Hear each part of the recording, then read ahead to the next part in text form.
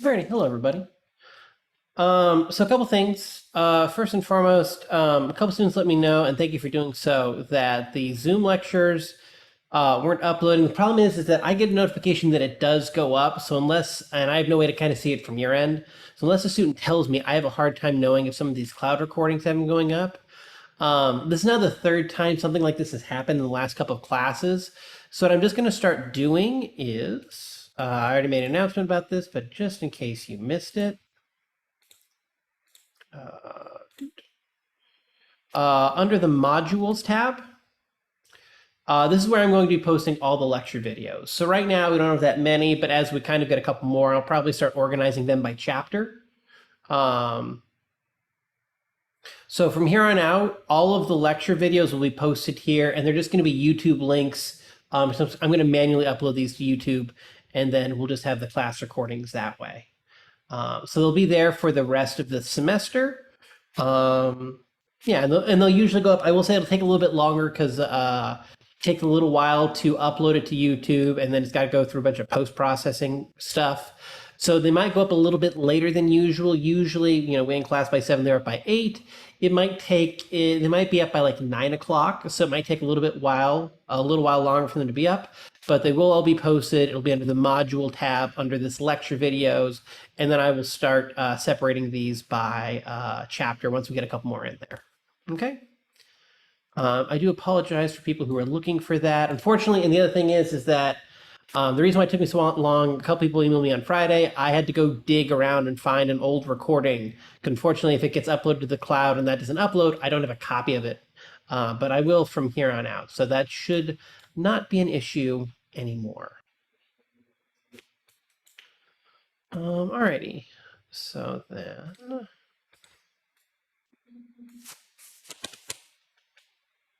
That being said, are there any questions on the homework?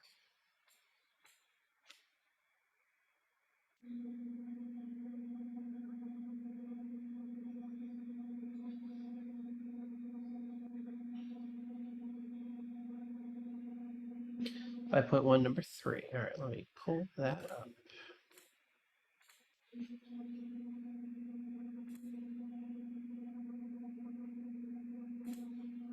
I have a question. Is the fast one though?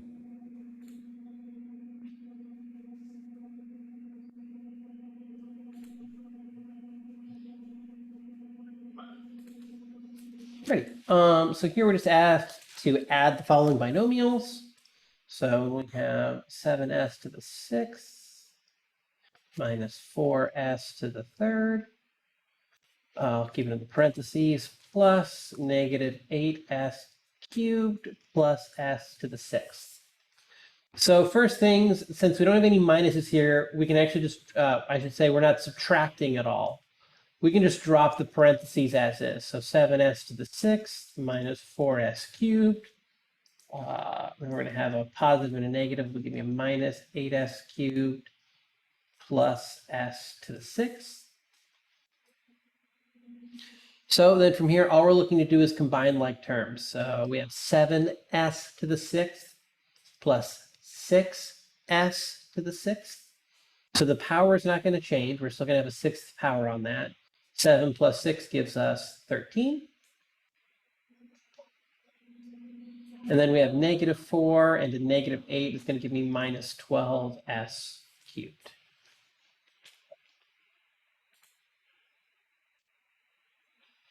That's what 5.1 3.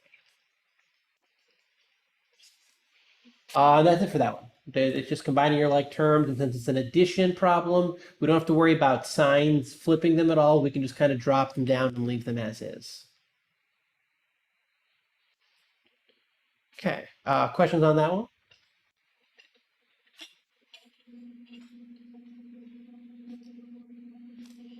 Alrighty, questions on any other homework question? Or should I say, are there any other homework questions, I should say?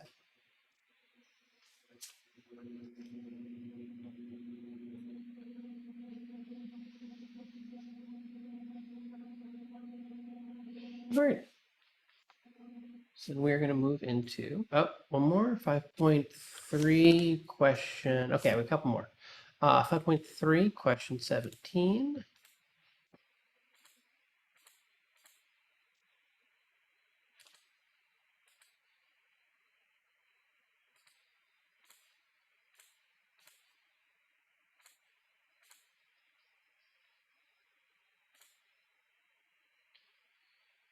Okay.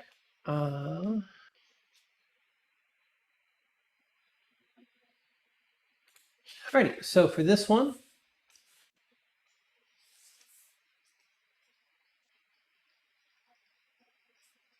we have d minus 1 times d squared plus d plus 1.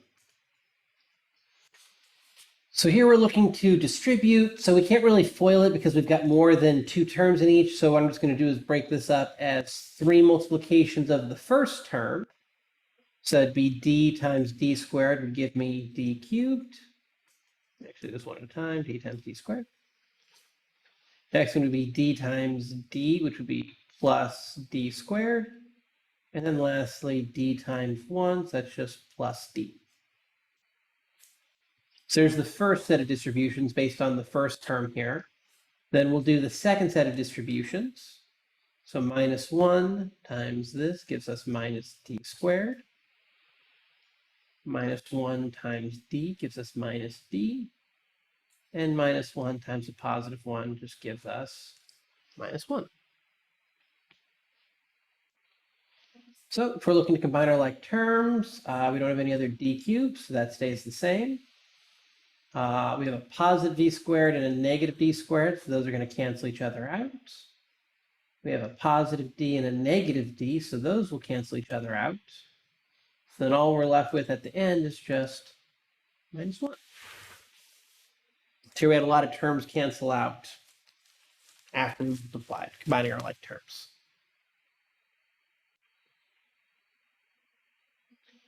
Questions on that one, anyone?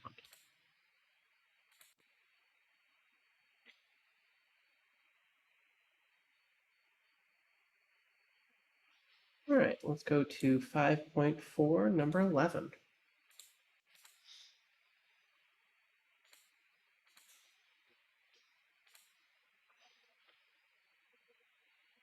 Okay, we're looking to divide, and we're dividing by binomials. So it means we're going to go to long division. So we're going to have 2x squared minus 5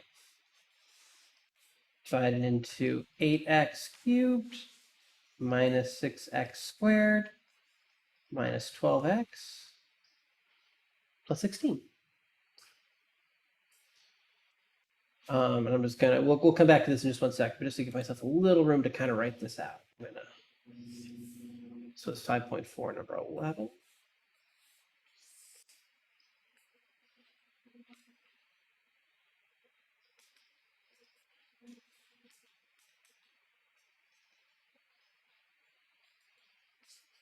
Okay, so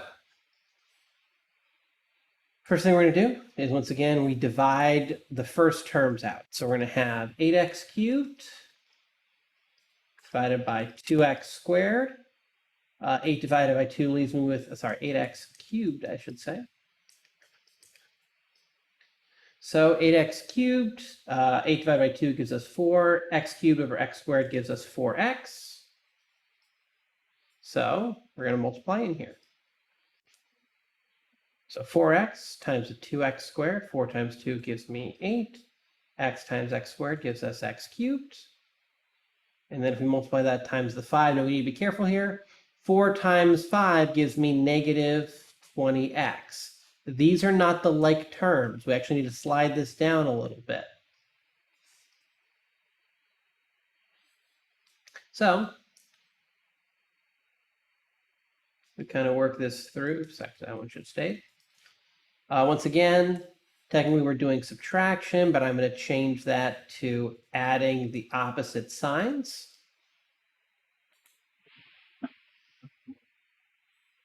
So as we add on down, these cancel out. Technically, we've got a 0 here, so I'm going to bring this down. We have minus 6x squared. And then negative 12x plus a positive 20x gives us a positive 8x. And then, as always, we'll bring down the term after, so we have plus 16. So in this case, we had this kind of skipped over this space, which is fine. We just technically we're adding 0 down, combining like terms, and then as always with long division, we'll bring down the next term. All right. So for the next step, we're going to take the 2x squared into the negative 6x squared. So just off to the side, negative 6x squared over 2x squared. Dividing that out, 6 over 2 gives us negative 3. And the x squareds just cancel, so we just have a minus 3.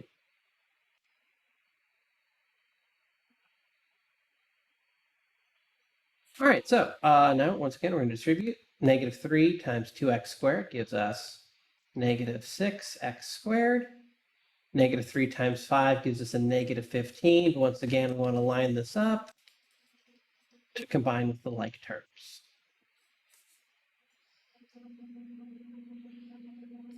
Technically subtracting, but I'm going to flip that to addition of the opposite sign. And so the x squareds cancel. Once again, we have an 8x that we're going to add on down. So we've got 8x and then 16.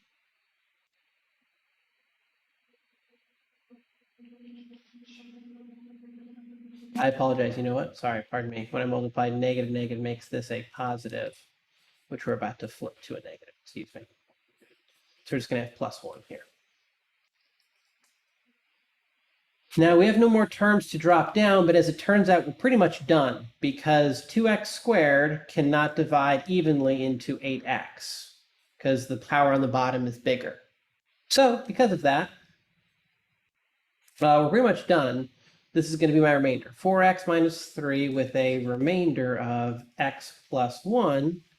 But this is where we're asked to write it in a specific form.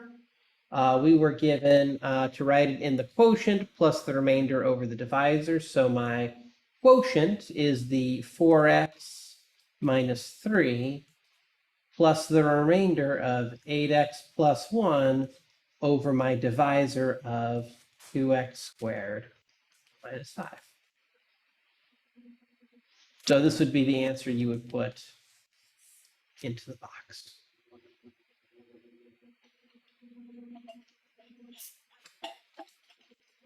Alrighty. Question on this example, anybody?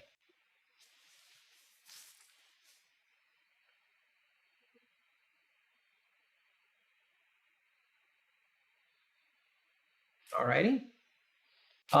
Any other homework questions? Or move into regular lecture?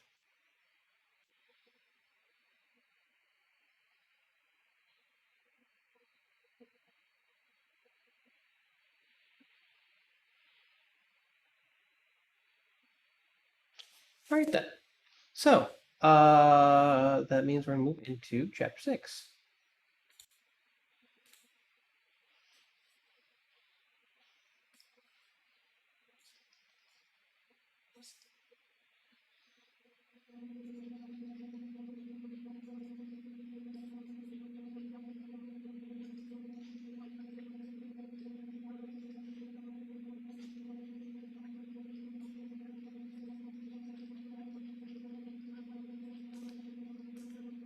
Okay, greatest common factor and factor by grouping.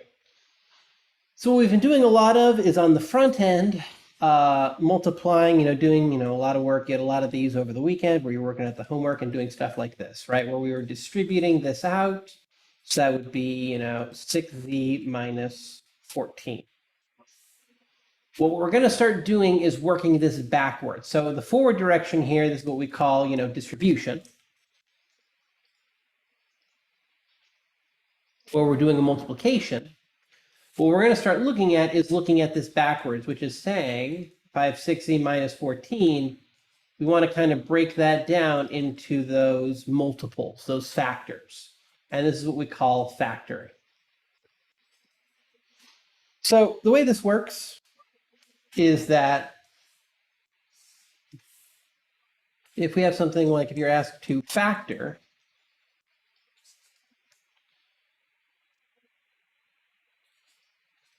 (18z minus 6).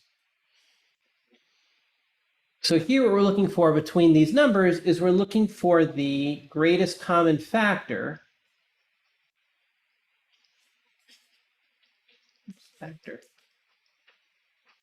Sometimes also called greatest. Greatest common factor is also sometimes the greatest common divisor.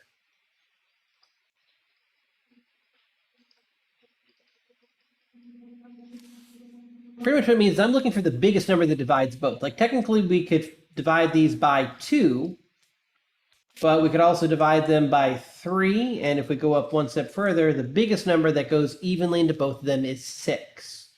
So when we say factor it out, I'm saying quite literally, I'm going to pull a factor of 6 out. And then what's left inside the parentheses is what happens when you divide this out. So 18 over 6 leaves us with a 3. The z just comes down. We have a minus, and then 6 over 6 leaves us with a 1. So this is factoring down.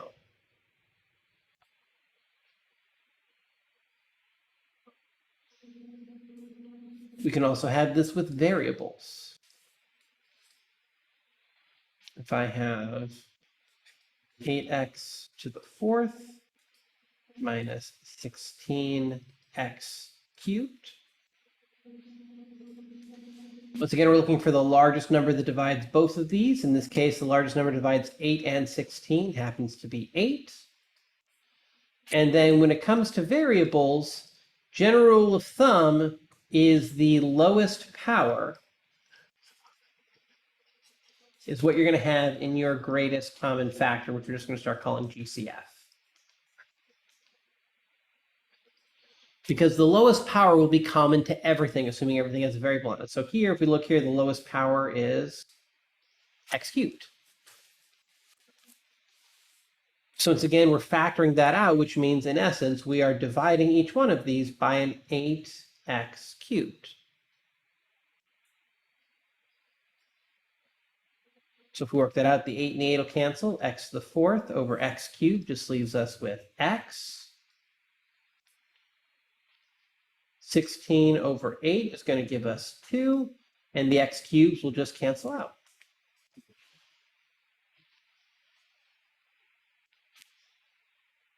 All right.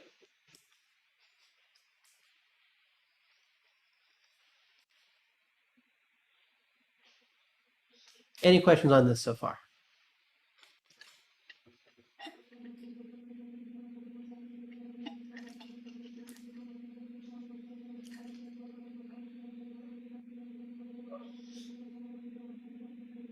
Okay.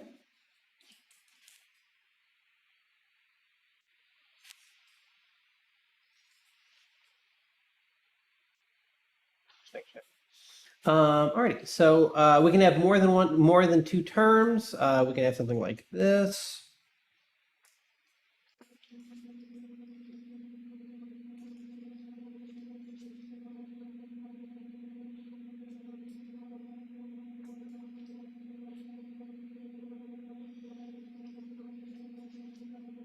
Oops, that's what I thought, pardon me.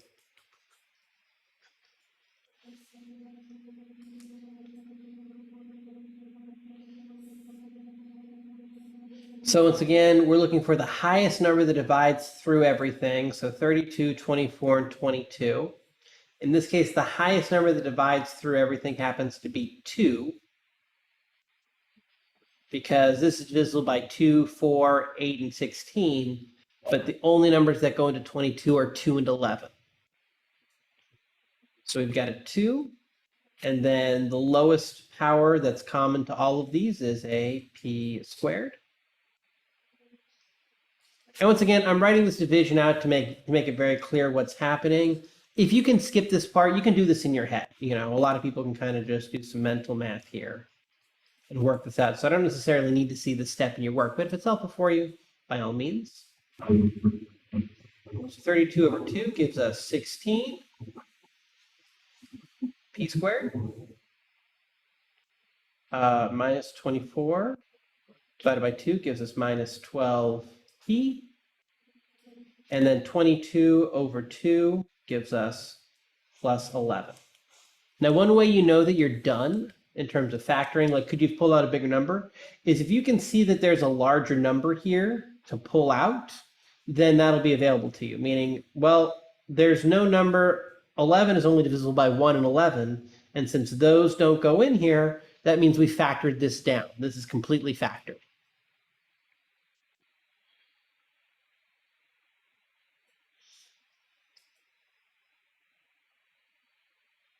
Okay.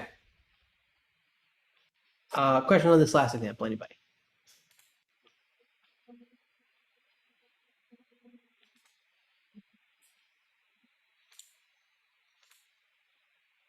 All right.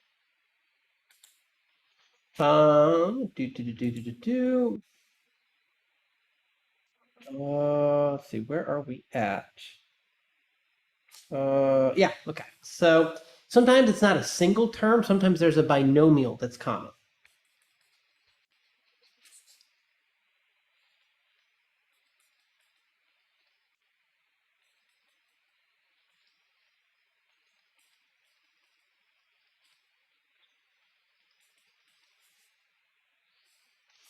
So here it's not a single term that both of these have in common. What they have in common is a binomial of x minus 5. So that's going to be our factor.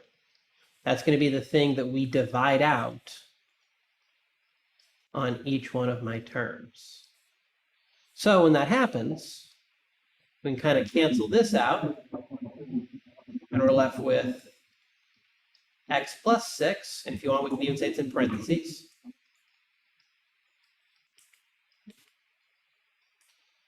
And then here we can say plus, once this cancels out, we're left with x minus 10.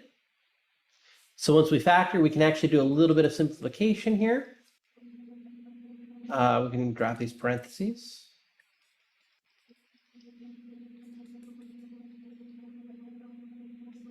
A little nicer. Plus x minus 10. And then combine our like terms here, which is x and x gives us 2x. 6 and negative 10 gives us negative 4.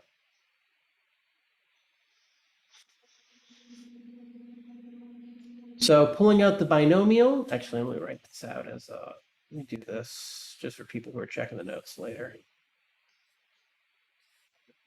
Initial problem was x minus 5, x plus 6, plus x minus 5. Okay.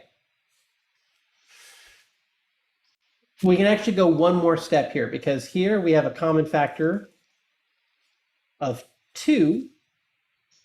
And if we divide that out, if we pull a 2 out of there, that's going to give me x minus 2. So you can, technically this is a correct answer. This looks a little clunky, and the reason why is that usually what we'll do is if there's any number, we'll always put those in front, and it just makes it look a little bit nicer. This is kind of what you're used to seeing. So here we have kind of the fully factored form. This is correct, and if you put that in your homework, 100%. But I will say on multiple choice questions, or when you go to check solutions, the factored forms will look more, we'll have those kind of numbers pulled out to the front. The order in which you write these does not matter. You can do it like this, you could write it like this. That would be fine. If you want to put it in back, x minus 2, x minus 5, 2. Remember that the order of multiplication, it doesn't matter what order you multiply in, you'll always get the same answer. So you can put your terms in whatever order you want. I will say, yeah, the common nomenclature is usually we'll put the number in front, but in terms of your two variable expressions, those can kind of go in whatever order you want. There's no wrong way to put that.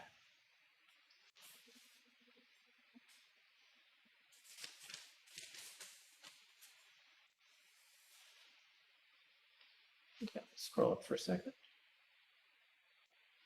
Questions on this, anybody?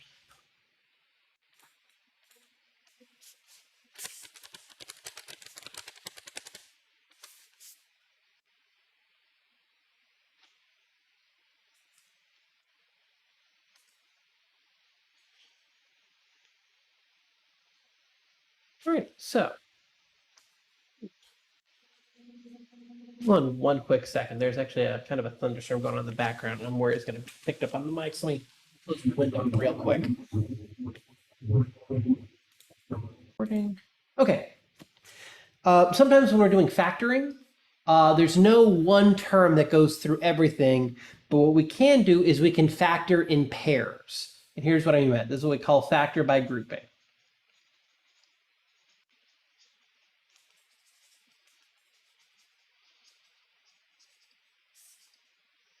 So let's say we have something like this.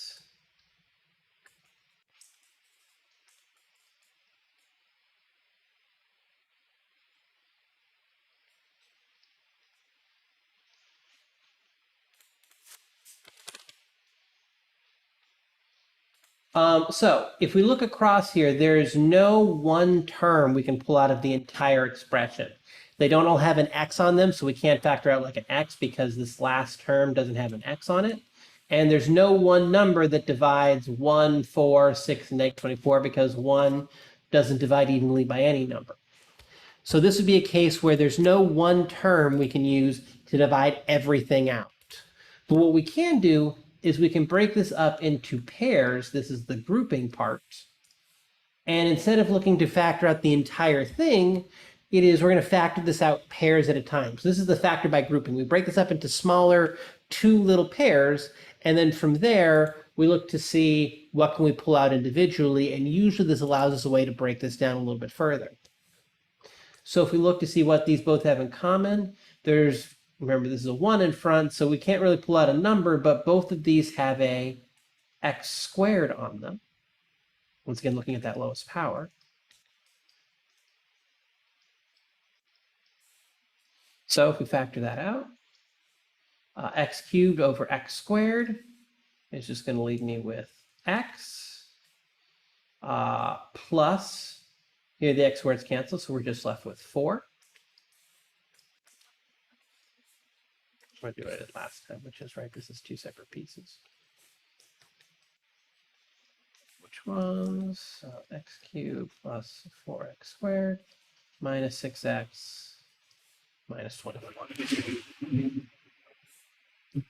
All right, so on the second one, we can pull out a 6 on both of these. Both are divisible by 6.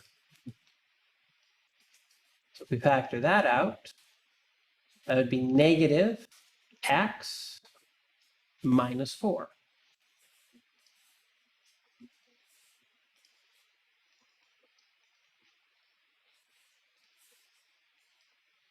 Now, what we have here is these things are almost the same, right? We've got x plus 4 and negative x minus 4. We've got all the same values. It's just the signs are wrong.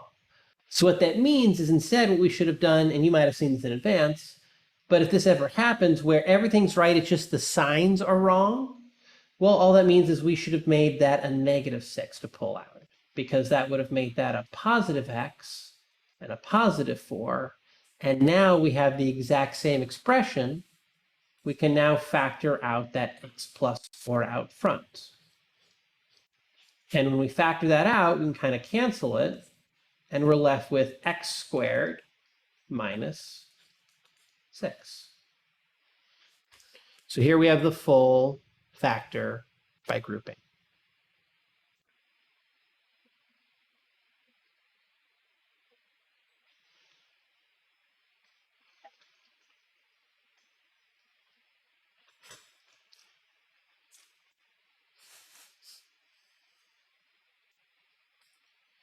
Questions on this, anybody?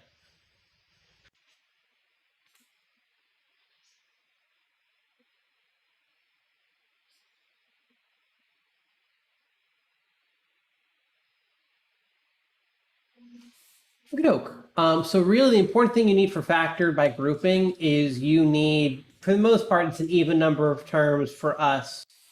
Factor by grouping is going to work anytime we have 4 terms that we can set up. So here's one example. We're going to do another one in just 1 second.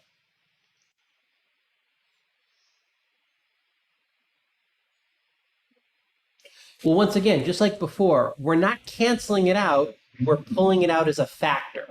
So when we went all the way back up here, right, when we pulled out a 2p squared, what we're doing here is we're factoring that out. So we're not getting rid of it, we're just separating it. It's kind of like saying 60, like when you do a factor tree, you could break that up into 6 times 10, you're not getting rid of either one of the numbers. You're just breaking it down in terms of smaller pieces. So that's exactly what we're doing here. We're canceling it out because we're technically dividing it out. We're dividing both of these out by an x plus 4. But that dividing out means that we're kind of separating it into the x plus 4 part and the what's left over part. Does that make sense? Okay, great. All right, let's do some more. Let's go 3y squared. Sorry, 3y cubed, excuse me, plus 12y squared plus 7y squared plus 28y. Now, you need to be careful because if your initial instinct is, oh, we've got some like terms, let's combine that, right? Well, they give you 19y squared plus 28y. But when we do that, when we combine those two pieces together, we no longer have the 4 terms that we want. Remember, we want to do this in groups of 2. If I combine those terms together, I no longer have 2 separate groups. So when you are given problems like this, the general answer is leave it alone. Don't combine like terms until literally the very last step of the problem. Okay, so once again, we're going to break this up into 2 pieces. So let me just rewrite this out.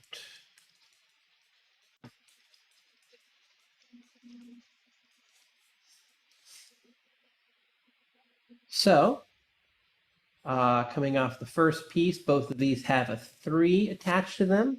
And they also both have a y squared. So we'll pull that out, 3y squared.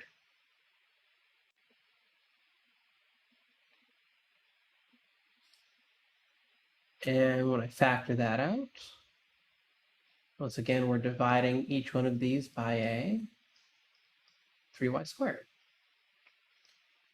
So that's going to give me y plus 4.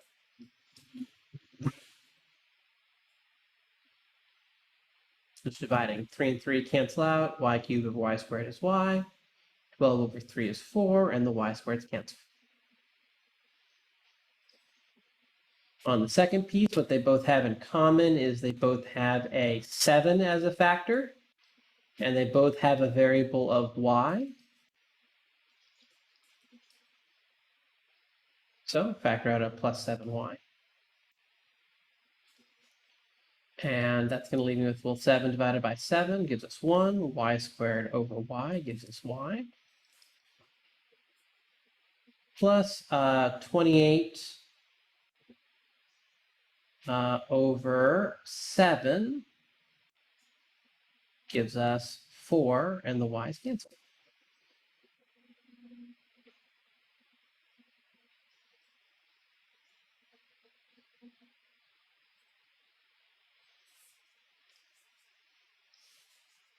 All right, so if we write this out, once again, we've got this y plus 4 common, so we're going to factor that out first. And we're left with 3y squared plus 7y. This is already factored. Do be careful. And one thing to always check is at every step, ask, can we factor again? Here, both of these have a y common to them, so we can factor that out real quick. Just divide out a quick little y. So that would give me 3y plus 7. Technically, we have y plus 4. And just like last time when we have these single terms, we're going to pull those out front.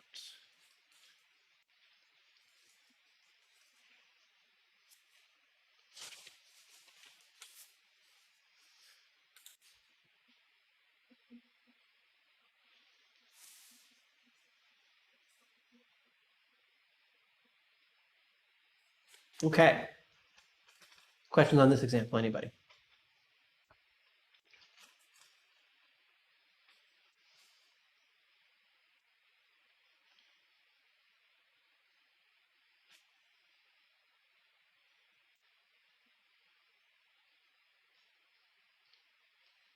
Alrighty.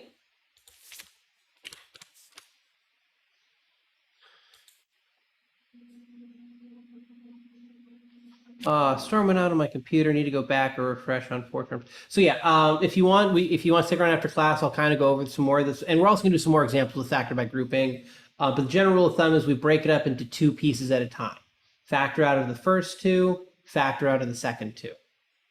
If you want, we're gonna do some more examples of factor by grouping in a second. So we'll get some more practice with that in just 1 second. Philip, you asked for that chat. We will do some more examples. But any questions on what I have on the board right now?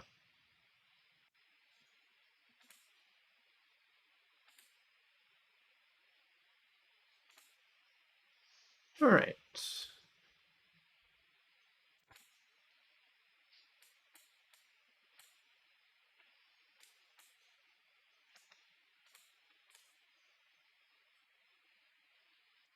One quick second.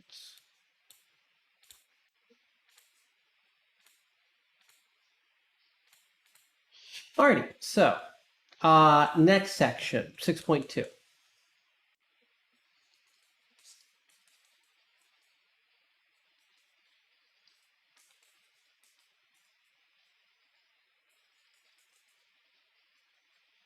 Factoring trinomials. So remember that what a trinomial was is when we've got 3 terms.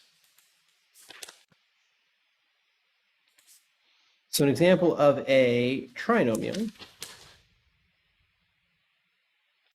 would be something like factor x squared plus 5x plus 6. So the problem here is that we don't have the proper number of terms. If we look across, there's no one thing that goes through all of my terms because not all of them have x's and there's no number that divides anything out. And we've seen how these kind of come from. These can be factored up into kind of like x plus something, x plus something. So the question is how can we get this from here to here? And it's kind of going to be the last problem is going to give us kind of an idea, which is if there's some way we can break up this middle term into something, we can get those 4 terms out and we can do a factor by grouping. So once again, this next step and what we're about to cover, there are a lot of different ways to go about this. Some talk about guess and check, which is you just start plugging in numbers here and you just try and make stuff work out. My way is going to be fairly algorithmic, meaning like there's going to be a process to it. If you like guess and check, that's fine. Like I said, there are a lot of ways to solve what we're about to get to. But what I like to talk about is, once again, we want to figure out how can we break up this middle guy in order to get 4 total terms. Okay, so we're going to come back to this problem in just a second, but as a little bit of an aside, we're going to go into what I call a diamond problem.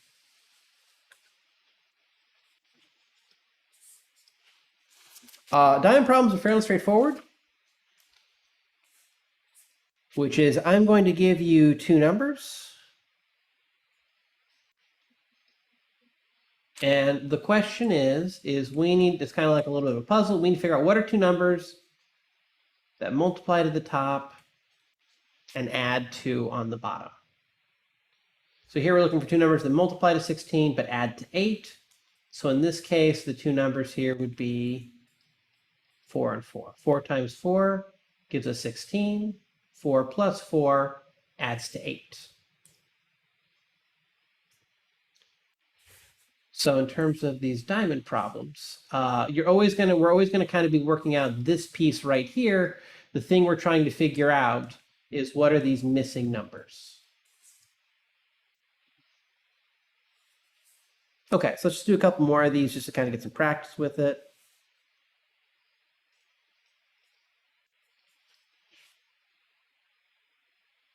So once again, we're looking for 2 numbers that multiply to 35 but add to 12. So there are a lot of, so this one's fairly straightforward. The only things that multiply to 35 are 35 and 1 and 7 and 5. So 7 and 5 are going to be my 2 solutions for this diamond.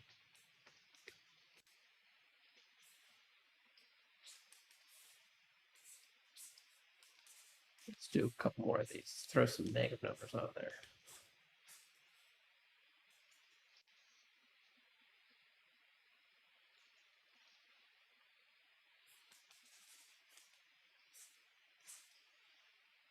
Okay, so once again, we're looking to multiply to 12 and add to 4. So there are a lot of things that multiply to 12. 1 and 12, 3 and 4, 6 and 2. So there's only ever going to be one number that fits this, one pair of numbers. So we're looking for 2 where we can get a negative 4 out, and that's going to be 6 and 2. Oops, let me color code these, 6 and 2. But in order to get the negative out, if we're adding and getting a negative, that means that the bigger number had to be negative.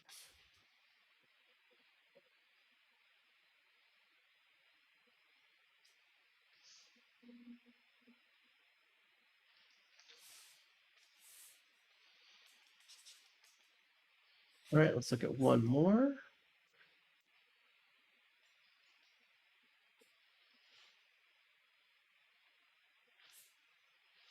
So here we have 10 and 11. Once again, if we think about the things that can multiply to 10, that's 5 and 2, 10 and 1. The only pair that adds to 11 is 10 and 1.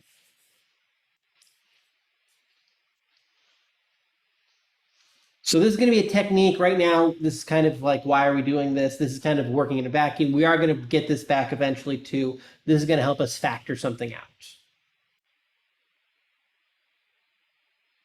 But any questions on how these diamonds work? Just kind of following the structure and the technique. Like I said, why are we doing this? Give me like a minute and we'll talk about why. But the more important thing is just the how and the kind of the technique behind it. Questions on it?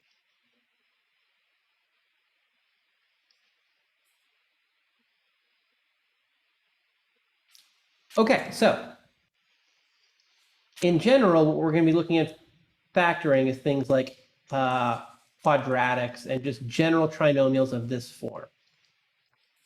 Ax squared plus bx plus c. So how the diamond is going to work is that whatever your a times c terms are, that's what's going to go on top. And whatever your b term is going to go on bottom. And these are going to be the things we multiply to. This is going to be the numbers we add to. So let's go back to that trinomial we had at the beginning. So in this case, putting here, my a is 1, my b is 5, and my c is 6. So a times c is just 1 times 6, which is just 6. And b on the bottom here is 5. So we're looking for two numbers that multiply to 6, but add to 5. So we think about what multiplies to 6, that's 2 and 3, and 6 and 1. The only pair that adds to 5 is going to be 2 and 3. So the whole purpose of doing this diamond problem is these numbers right here are going to tell us how to break up this middle term. In fact, I'm going to slide this over so it's very clear in the notes where this is coming from. So what we're going to do is we're going to split this guy up according to these numbers. So we're going to have x squared plus 2x plus 3x, and then we're going to have the plus 6. So the numbers that came from the diamond problem are exactly how we're going to break up that middle term. Why do we do this?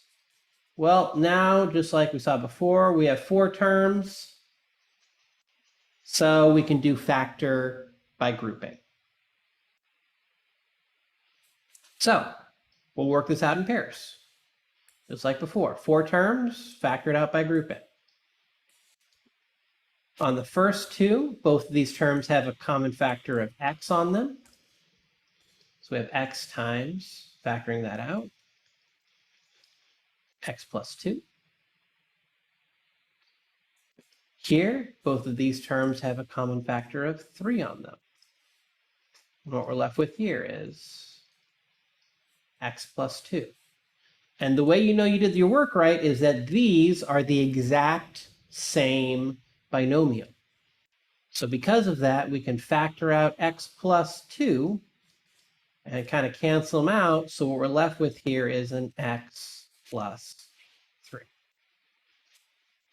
So this factors into this expression right here.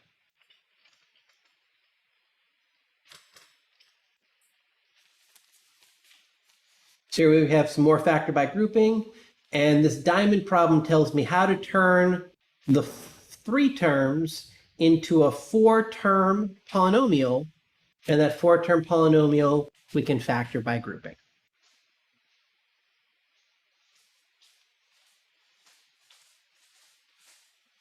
Okay. Questions on this, anybody? Any line people want me to re-explain or just go over again one more time?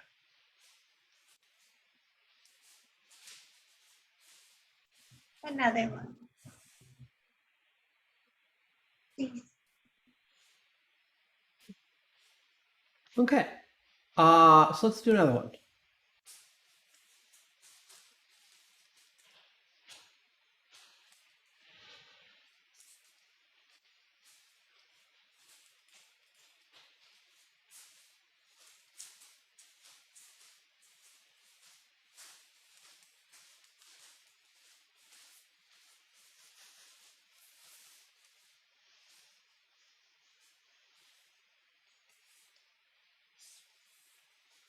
Okay, so once again, just off to the side, we have A is 1, B is -3, C is -10.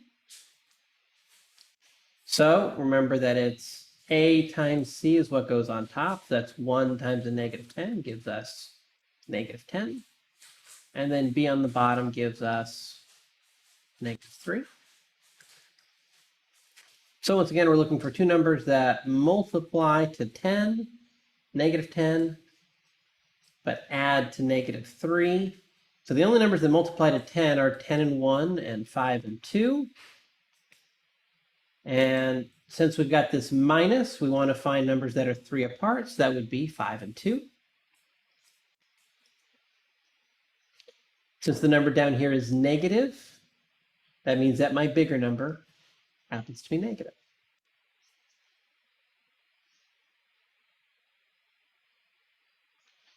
So once again, this is how we're going to break up our middle term. We're going to rewrite this as x squared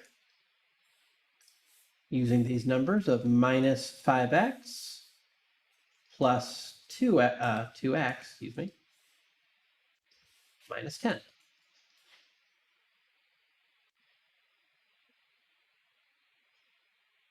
And now we're just going to go through factor by grouping.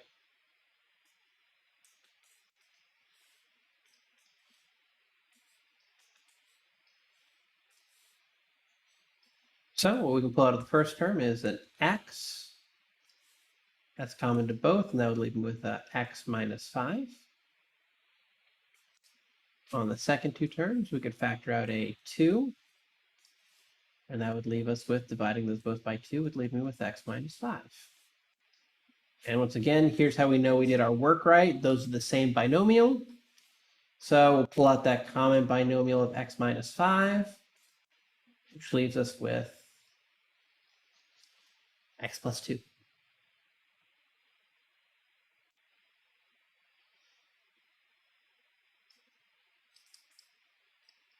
Okay, questions on this? Anybody?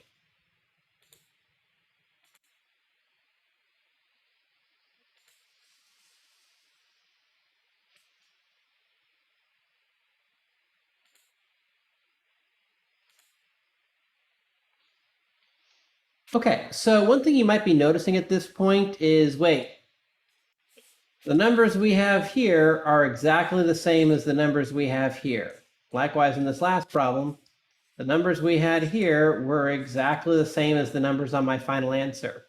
Do we really need to go through and do this whole factor by grouping thing? Short answer is sometimes. There are times when these numbers will be exactly what your final answer is. There are times when they won't be what your final answer is. So let's look at an example, and we will kind of talk about how these go and how to tell the difference when you can kind of shortcut straight from the diamond to your final answer, and when do you have to do this full factor by grouping. Let's look at one more example.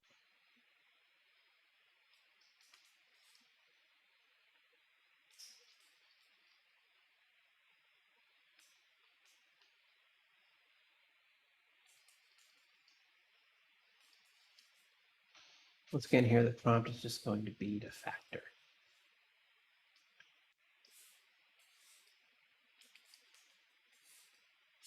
So once again, we have A equals 3, B is -7, and C equals -6. A times C goes up top, so 3 times -6 gives us -18. And B on the bottom is just -7. So we want to multiply the top, add to the bottom. So if we think about what multiplies into 18, so that's 18 and 1, 9 and 2, and 6 and 3. I believe that's it. We need a difference of 7. So in this case, we're going to use the numbers 9 and 2. And since the bottom is negative, that means that the bigger number happens to be negative in this case.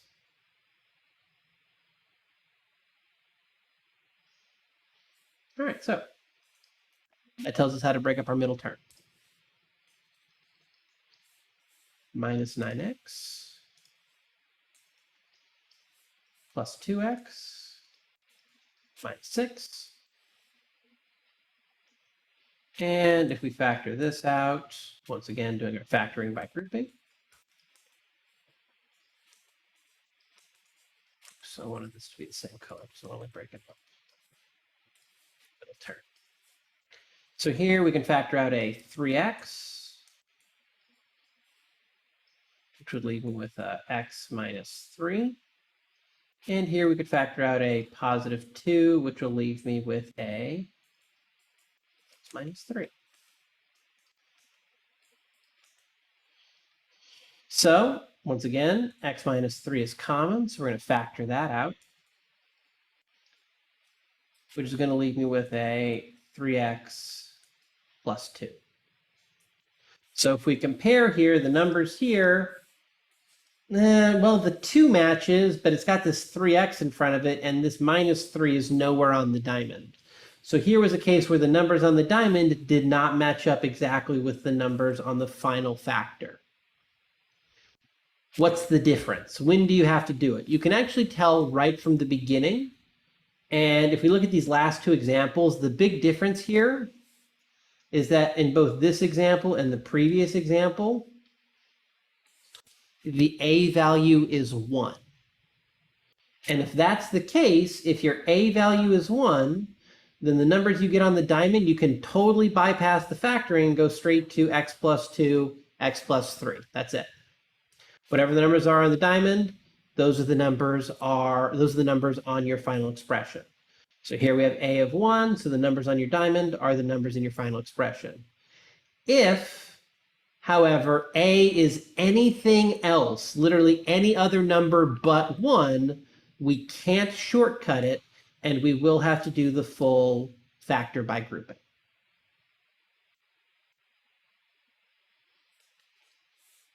So we can shortcut it sometimes, and those sometimes are when the first number has a coefficient of exactly 1.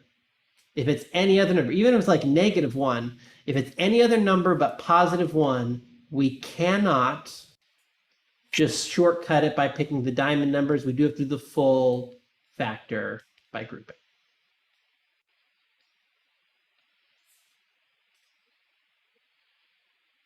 All right, any questions on that?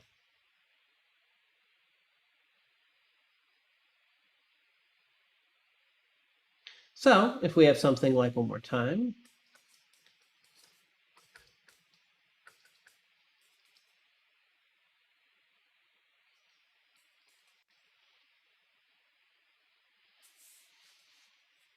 once again, technically my A is 1, B is 4, C is negative, pardon me, this should be 96, pardon me.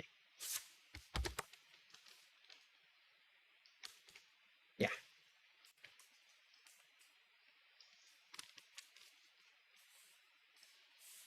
Okay, so we've got negative 96 up top. We've got 4 on the bottom. Oops, wrong color.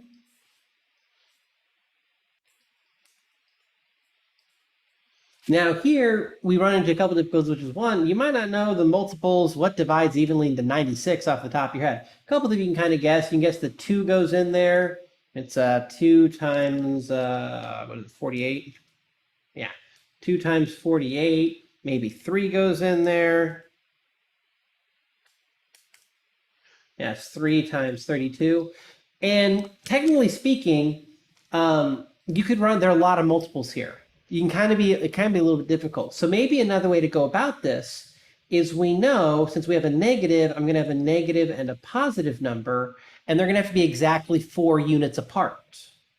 So maybe instead of looking at the multiples, we look at the addition. And we look to see what are some numbers that are 4 apart, like, 5 times 9, that's too small. Next one would be 6 times 10, 7 times 11. And then we get 8 times 12 gives us what we need. So sometimes instead of looking at breaking down all the multiples, sometimes what's a little bit easier is to figure out, well, I'm just going to pick numbers that are 4 units apart, and then eventually I'm going to get the multiplications that lead to 96. So we know that my numbers here are going to be 8 and 12.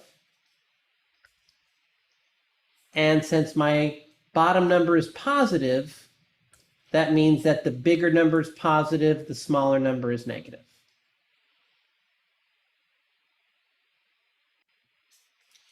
And since we have that 1 in front, we can go straight to the factoring of x minus 8, x plus 12.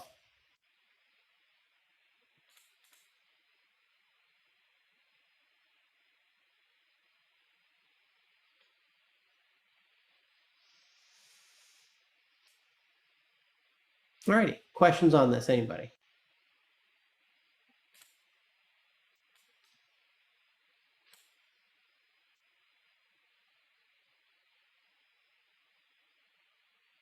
Okay, so here's a possible shortcut. That shortcut can be used whenever that a value is 1.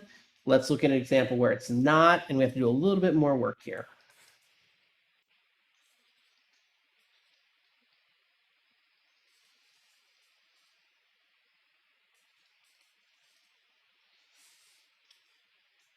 Okay, so we got some big numbers here. Technically speaking, if you went straight into the diamond, you'd have 60 times 10, so you'd be 655. That might take a little bit of a while. One thing to always be on the lookout is, can we, before we do the diamond, is there a number that I can factor out beforehand? Do I have, once again, if I look at all 3 terms, do I have a greatest common factor or some term that divides all 3 terms? And in this case, we see that yes, 60, 55, and 10 are all divisible by 5. So to make my life a little bit easier, the first step is I'm going to factor out a 5 here. And that's going to leave me with, factoring out a 5, it's going to leave me with, just blank for a second. 10, 12, good, yeah, blanked. 12y squared plus 11y plus 2. And now, instead of doing the whole big factor, we're now just going to focus on this smaller piece right here. And this is what we're going to do our diamond on. So here we're going to look at A is 12, B is 11, and C is 2.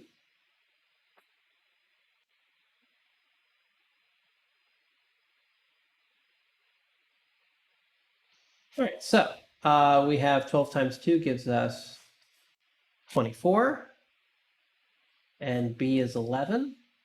So we're looking for two numbers that multiply to 24, add to 11 once again. Since we have a positive, I know these are both positive, so they're going to add to 11. So once again, the things that multiply to 24, 2 and 12, 4 and 6, 3 and 8, and 3 and 8 happen to add to 11. So those are my two numbers on the diamond. So this 5 here is just going to kind of come along for the ride. It's not going to affect the problem. Because what we're going to have here, we're really just going to be factoring inside. Actually, you know what? I'm going to do this very specifically because I want something, I want to have a very specific thing happen. I'm going to do it like, sorry, do it like this. You'll see why I'm doing it. It doesn't matter which order that comes in. I want one specific thing to happen that can be kind of confusing the first time you see it. Plus 8y plus 3y plus 2.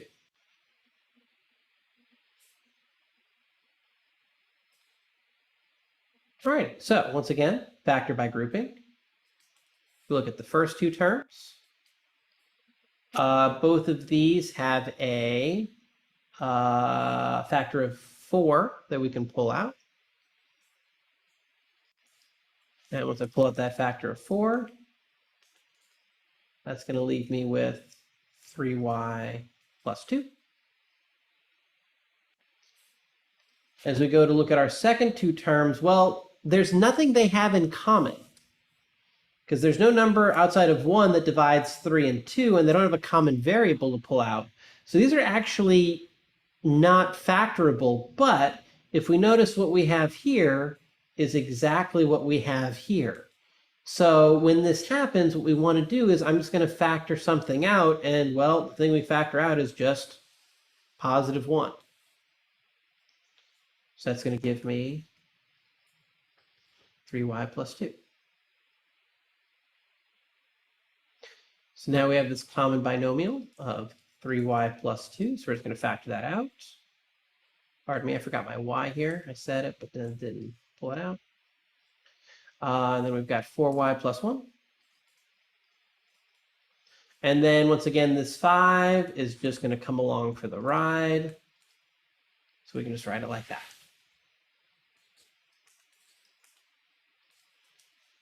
So here we have the fully factored form.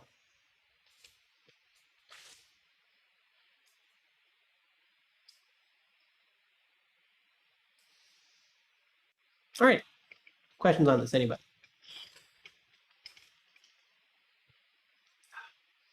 So here's an example where initially you want to ask, is there anything we can factor out before we go to the diamond? Because otherwise we would have had to do a diamond on 655. And the answers would have been, what was it? It would have been, we pull out a 5, so it would have been 40 and 20 and 40 and 12. 40 and 15 would have been the answers. And it's like, yeah, technically speaking, you can work this out, but it's really like, this is a hard one to kind of work out. Whereas here, if we factor out that 5 in advance, the diamond becomes much, much easier. So always be on the lookout for our greatest common factor before you move into this diamond.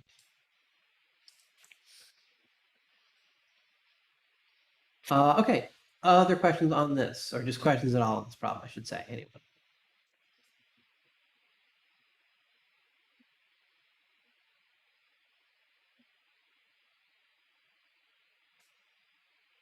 Okay, we're going to do one last one in this section, which is how do we deal when we have multiple variables? Something like this.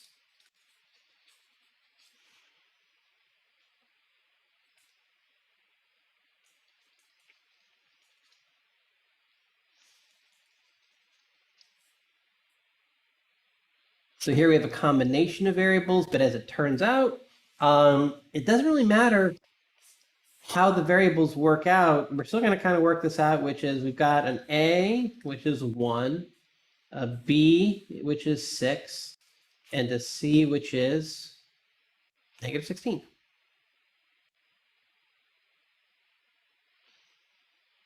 So once again, A times C goes up top, B goes on bottom. So we're looking for two things. We're looking for two numbers that multiply to 16, add to 6. The things that multiply to 6 are 2 and 8, 4 and 4, and 16 and 1. The only way we can get a 6 out is with the 2 and the 8. And since the bottom number is positive, whatever the bottom number is the sign of your bigger number, which means we've got a -2 here. So now we can just go through and break up my terms. So we're going to have x squared minus 2xy.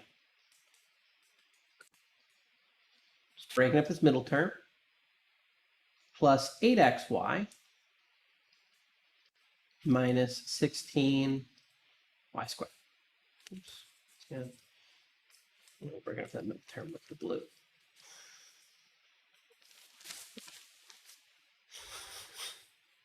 Four terms, factor by grouping. We've done this a lot, so we're going to kind of go through this pretty quickly. We've got two variables, but it's really not too bad. We're just looking for what they have in common. There's no number that divides both of the terms in red, but they do both have a factor of x, so I'm going to factor that out. And then once again, if it helps you, we can kind of write these little divisions, dividing these each by an x. So that's going to leave me with x. Here the x's cancel, so it'll be minus 2y.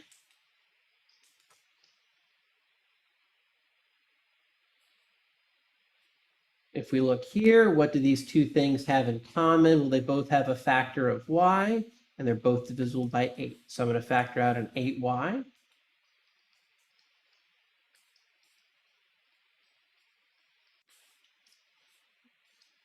So the 8's cancel, the y's cancel, so we're just left with x minus 16 over 8 is 2, y squared over y is just y. And once again, we have a common binomial to factor out. And once we factor this out, we're left with is x plus 8y.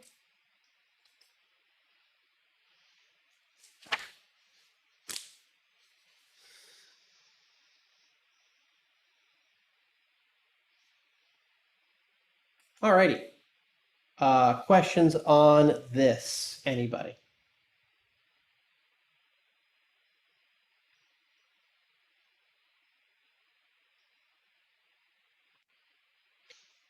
So here's an example where we had two variables, but honestly, that really doesn't change too much. There's a little bit more work in the factor by grouping stage because we're taking care of two variables. But once we kind of pass that, this works almost exactly the same as all the other problems we've done in this section.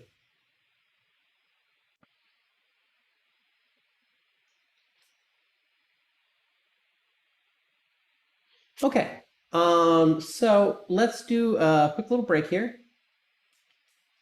For a little 10-minute break. Do get up, use the restroom, just go stretch. We'll be back at 5:50. Finish up with 6.3. So I'll be right back. Gonna grab some water. See you in a minute.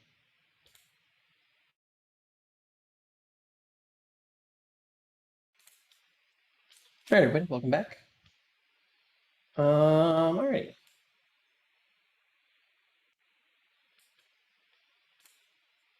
So for our last section today, so really what we're going to kind of be doing, we had kind of this little shortcut where if A was, we could kind of jumpstart some of this factor by grouping stuff.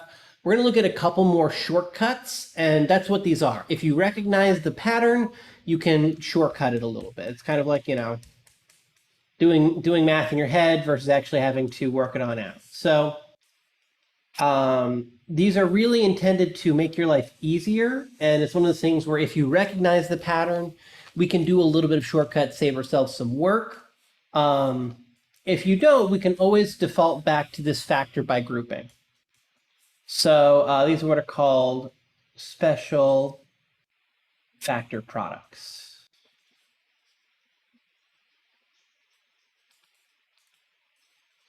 And once again, these are, if they fit a certain form, there's a shortcut for it. Okay, so the first one we're going to look at is what happens when we have two terms.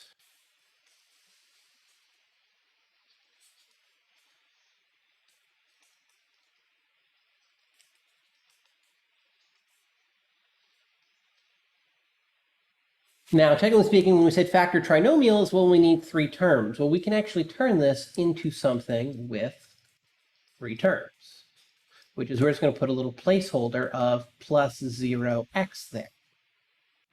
And now I've created three terms, and now we have everything we need to break this into a diamond. So my A is 1, B is 0, and my C is negative 36. So we need two things that multiply to 36 but add to 0. Well, the only way two things add to 0 is if they go opposite numbers, right? Positive 1, negative 1. So what we can kind of look at here is, well, 6 times 6 gives us 36, and the only way we can add to 0 is if one of those numbers is negative. And since we have a 1 in front of A, we can go straight into factoring this as x plus 6, x minus 6.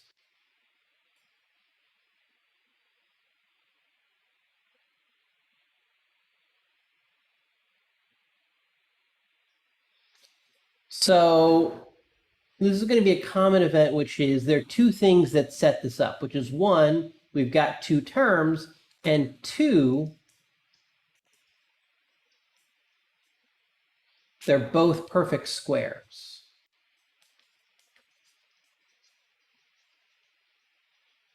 Meaning 36 is 6 squared. It's a whole number squared. So this is what we call a difference of squares.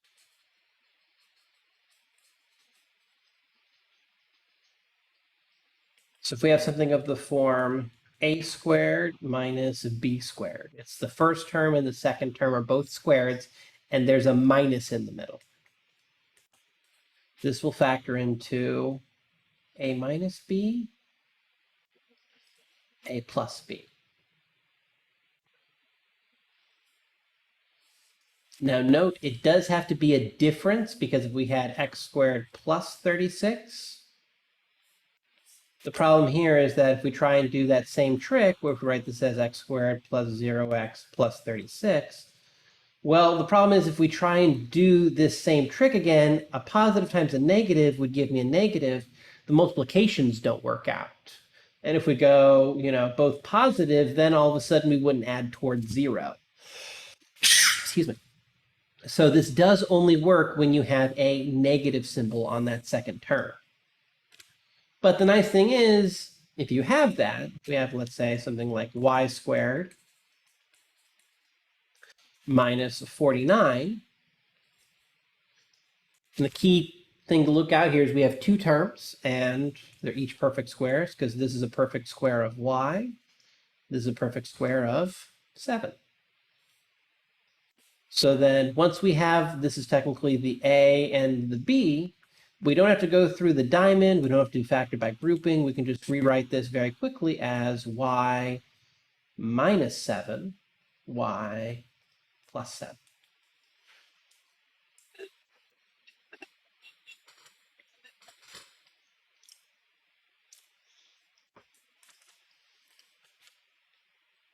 Okay, are there any questions on this so far?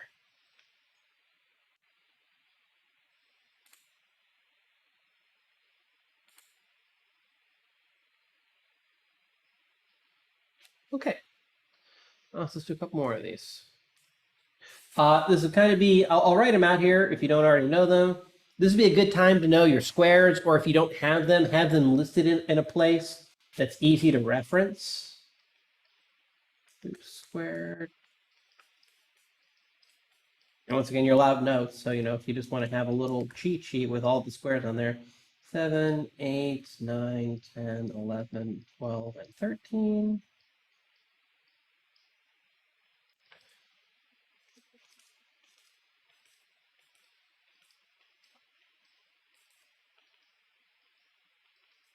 So that's 1, 4, 9, 16, 25, 36, 49, 64, 81, 100, 121, 144, and 169.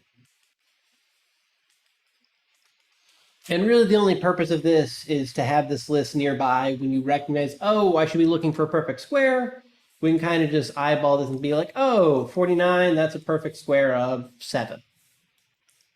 It's really all the, we're kind of looking at this for. Okay, so we have something like this. And once again, the prompt for all of these is just factor. If I didn't write that, factor. That's all we're doing today is just factoring.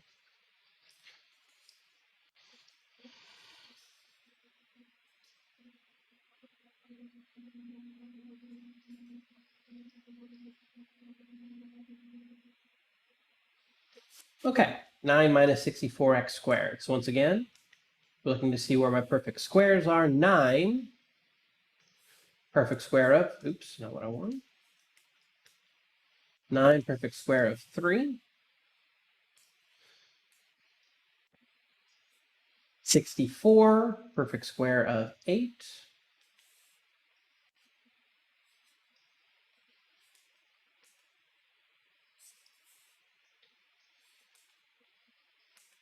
So this is 8, and then x squared is just perfect square of x. Be careful, the order matters. You have to keep the same order for this trick. So it's the 3 in front, the 8x in back. So we're going to have 3 minus 8x, 3 plus 8x. The order does matter because we have subtraction. And remember, the b, whatever's your second term, is always going to be the term in the back of your factorings.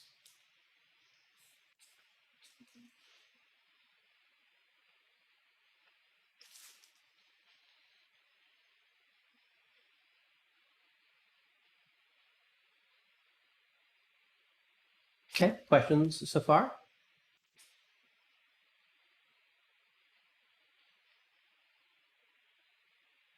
All righty, let's look at 2 more.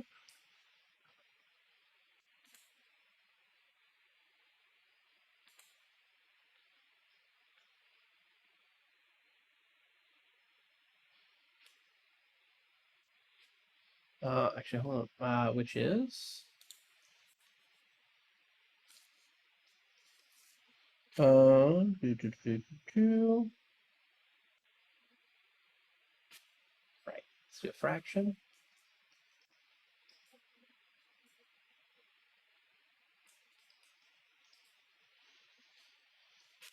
Fractions, once again, not too bad because of the way exponents work with fractions.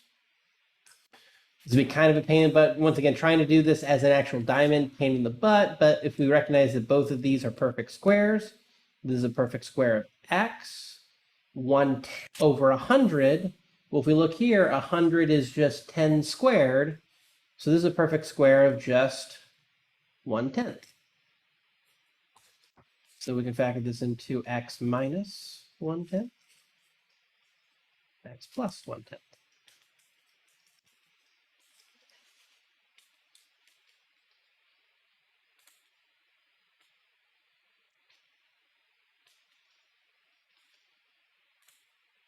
So even when we have fractions, these aren't too terrible because we're always dealing with perfect squares.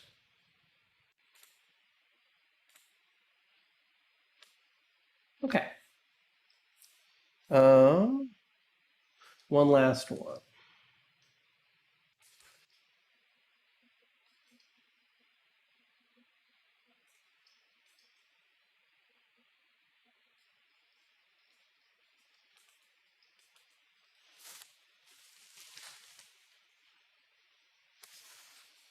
Okay, so breaking this down in terms of perfect squares, 16 is a perfect square of 4.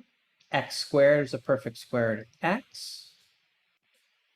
49 is a perfect square of 7. And y to the 6th, here's we have to go back to power rules for a second. If I square something, remember that squaring is the same as power to a power, which we multiplied. So if we kind of think, what number here multiplied times 2 would give me a 6th power? That would be a y cubed, right? Because 3 times 2 gives me 6. So as it turns out, every even power is technically a perfect square. It's always a square of half as much. So we can just write this as y to the 3rd.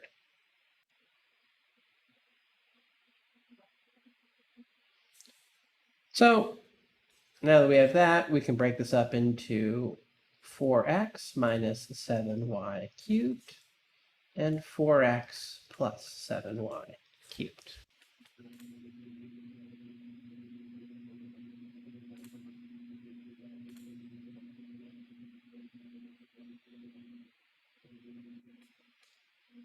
Alrighty.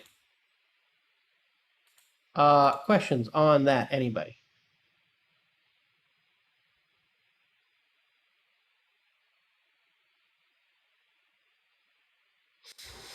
Okay, so the next bit that we're going to look at. So that was the first factoring formula, which is this difference of squares formula, a squared minus b squared, which factors out. And once again, I'll collect all of these together in kind of like one big page that we can kind of reference. So this is a difference of squares.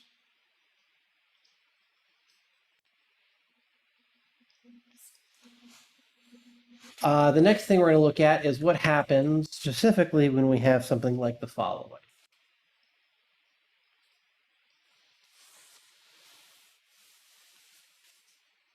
So once again, for a lot of these factoring formulas, it might be a little bit easier. First, we're going to FOIL out, and then that's going to give us a way to kind of reverse engineer a factor. This is kind of the opposite case, which is, well, when do we have a plus there?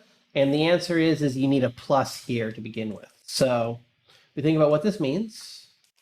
Remember that this means that we have the same thing times itself, right? So we can do a little bit of foiling here. X times x, x squared.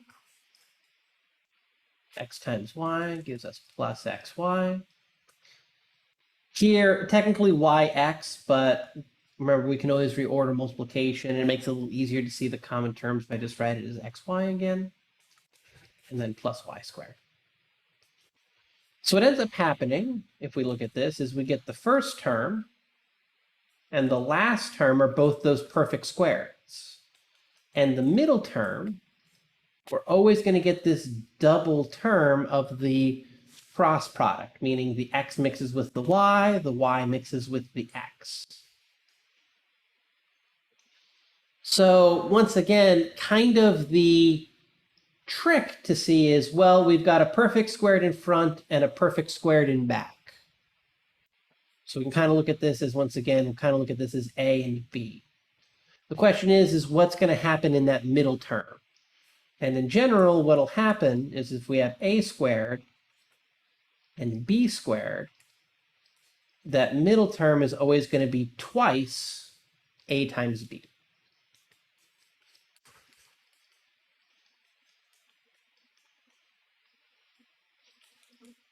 So how does this manifest if we have something like the following?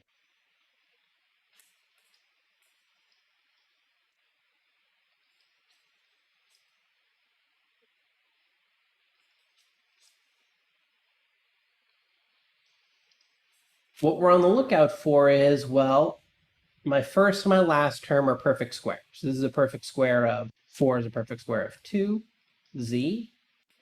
25 is a perfect square of 5.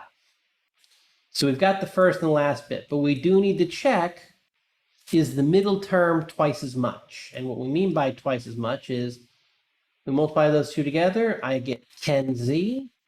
And if we look, that's exactly double. That's my 2ab. Because here's my a, here's my b. We're just checking, is this little middle term doubled up? And since it is, we can bypass all of the factor by grouping and just write this as 2z plus 5 squared.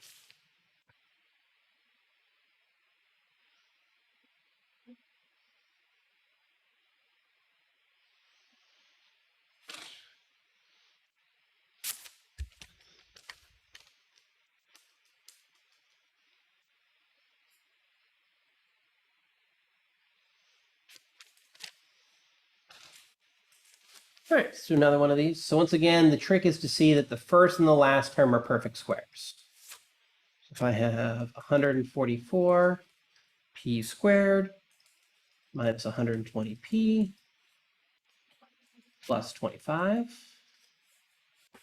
So once again, recognizing, okay, first term is a perfect square of 12p. The last term is a perfect square of 5. If I multiply those two things together, that gives me 60p. And if we look here, that's exactly double that. So we can just write this as 12p and a 5 squared. The one little difference here is since we have a minus, that means that this on my binomial needs a minus.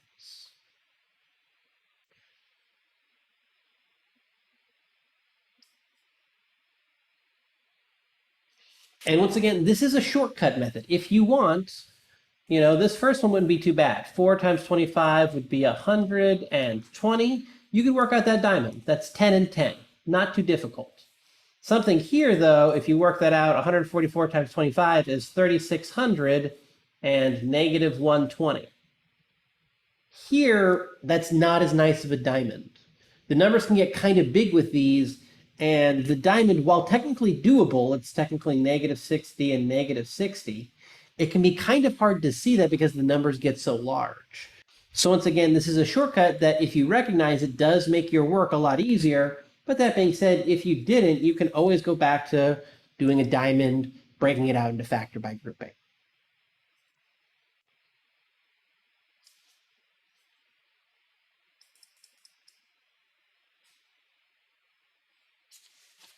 Okay. Questions on this example?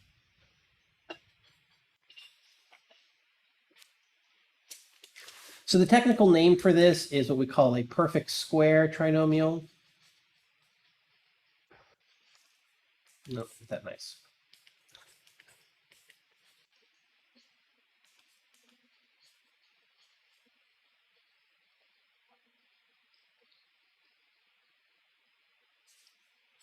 Which is if you have something that is a squared minus 2ab plus b squared, that's a minus b squared. Or if you have a squared plus 2ab plus b squared, that's a plus b squared.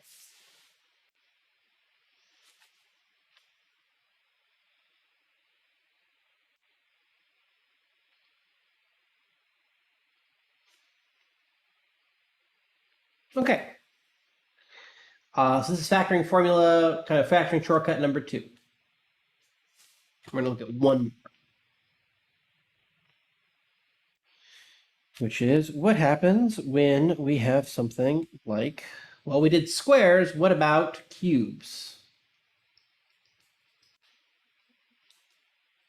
Is there, actually, let's talk about it in general first, and then we'll do a specific example. Is there a generic way these break down? And the short answer is yes. It's a little more complicated. So kind of going back, remember that when we had a squared minus b squared, that gave us a minus b, a plus b. Starts off the same. If we have cubes, it's a minus b. But we run into this issue where we need to get the a up to a cube, so I need an a squared. We need to get the b up to a cube, so we need a b squared. And then this middle term, once again, kind of what we saw, we need to get this middle term to come out in the center.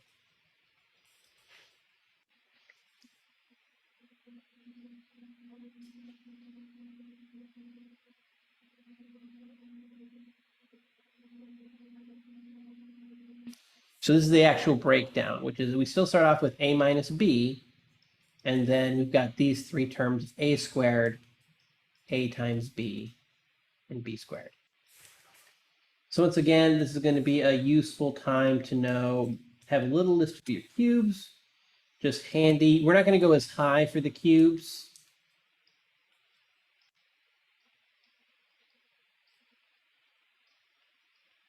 We're only going to go up to 6. But these are good to know, which are 1, 8, 27, 64, 125, and 260.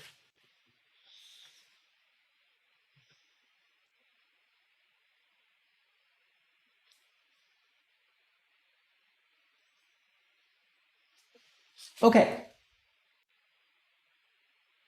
So I believe what I had on here was earlier x cubed minus 8.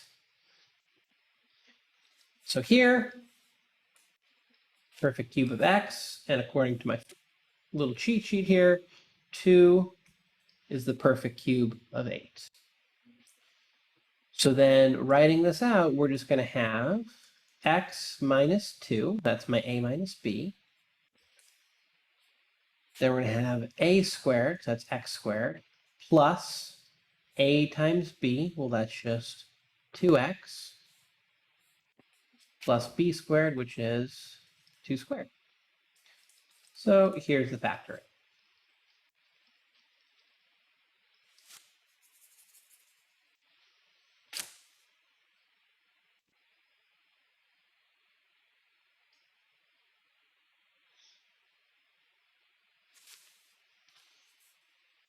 So this is just us applying the formula. A question you might ask is, oh crap, that's a trinomial. Am I going to have to worry about factoring that? And the short answer is no. The only thing you might have to worry about is there might be a common term that you didn't factor out initially. So be on the lookout for that. Why will you not? There might be a common term that you didn't factor out from the initial problem. And if that happens, that common term is going to come out here. But you will never have to do a thing where you have to factor this guy out with a diamond. As it turns out, this guy is what is called a prime polynomial, meaning you can't factor it down, just like what a prime number is. That's another one.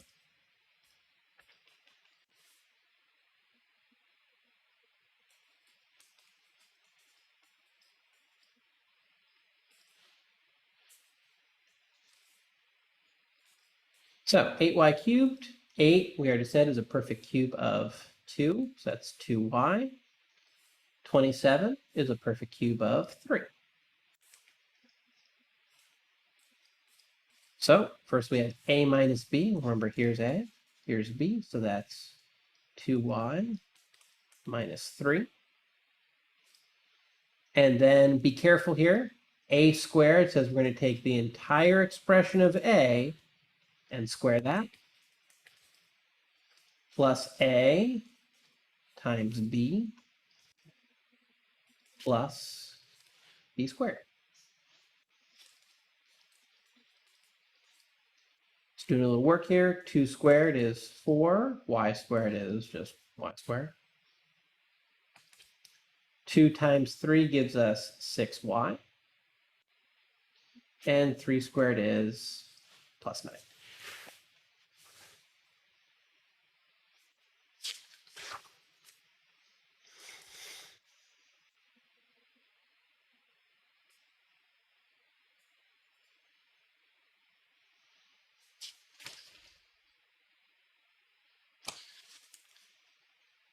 Okay. Questions on this example? Anybody?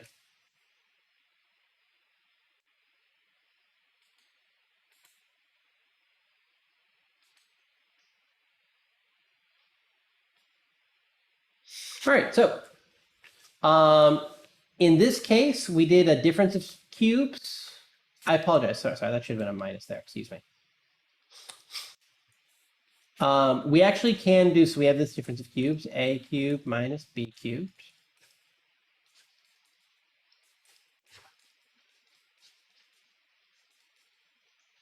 We couldn't do a difference of squares. Sorry, we couldn't do a sum of squares. We couldn't put a plus here, but it turns out you can do a sum of cubes. This one does actually factor out.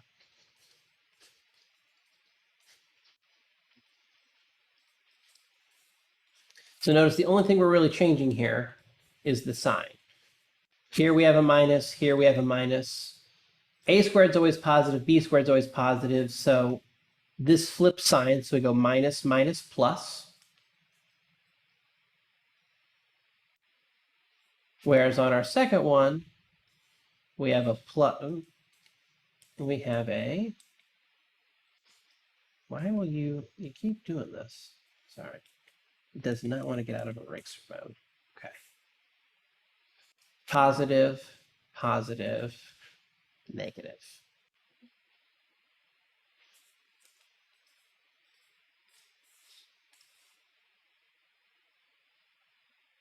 So let's just do one of these real quick.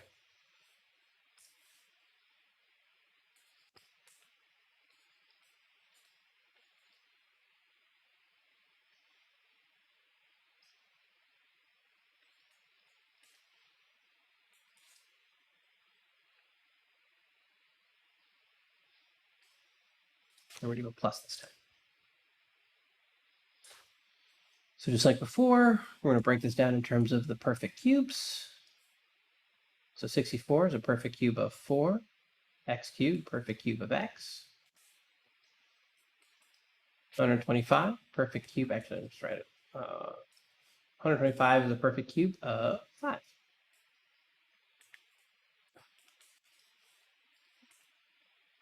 So we have my A and my B.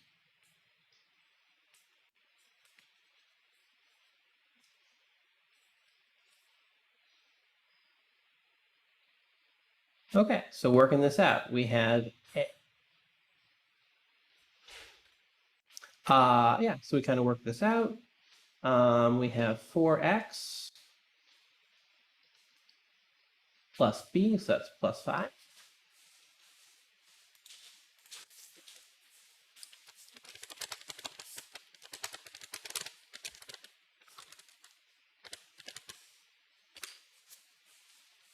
And then working out the rest of this, we have a squared, so that's going to be 4x squared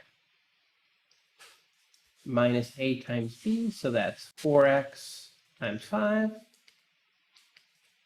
And then plus b squared, which is just 5 squared.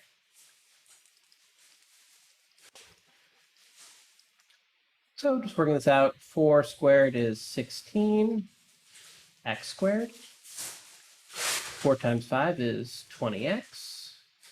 And we have plus the 5.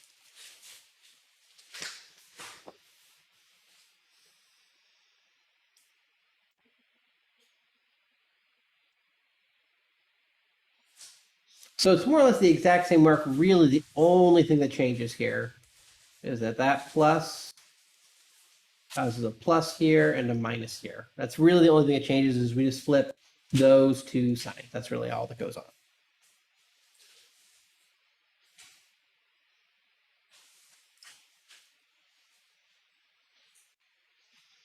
Okay, questions on this anyway?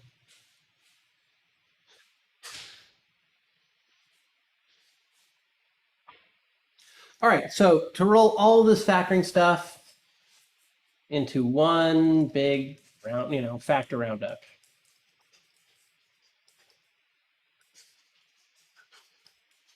We're going to put everything we've talked about today on one page for easy reference on your notes. So when it comes to any sort of factoring, your first step is always to factor out a GCF. Is there some common factor to all of my terms that I can pull out? Because as we've seen, that can make factoring a lot easier to work out with. So first, factor out any common factor. Then from there, you're either going to have 2 terms, 3 terms. I guess I'll go right. I'll write it up here. 2 terms, 3 terms, or 4 terms.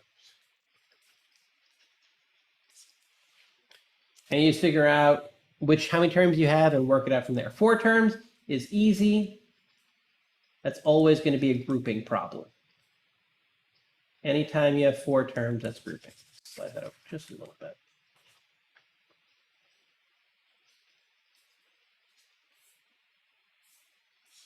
If you've got 3 terms, it's either going to be first thing you want to check, is it that perfect square? So that a squared plus 2ab plus b squared. And if it is, that factors into a plus b squared. Or if it's not one of those, if it doesn't have perfect squares on the ends and a double middle product, then it must be a diamond.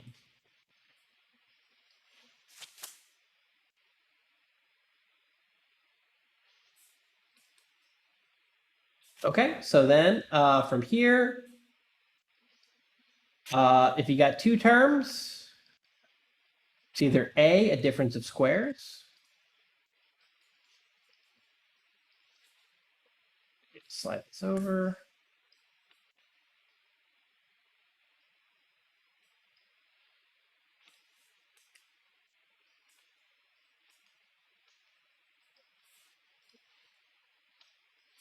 It's going to be a sum of cubes, so a cubed plus b cubed.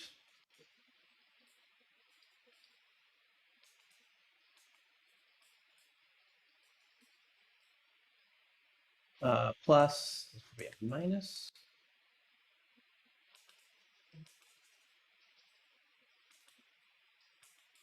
I'm going to zoom in to really. Oops.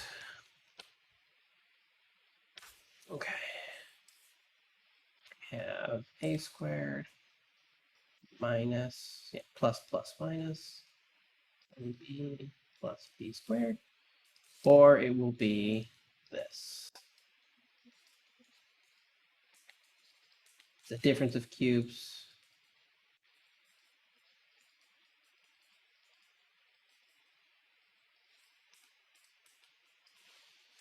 It'll be that. So this is it. This is everything.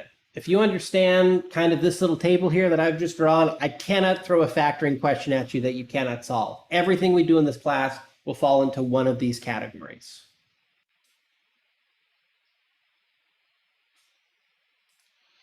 Okay, are there any questions on that?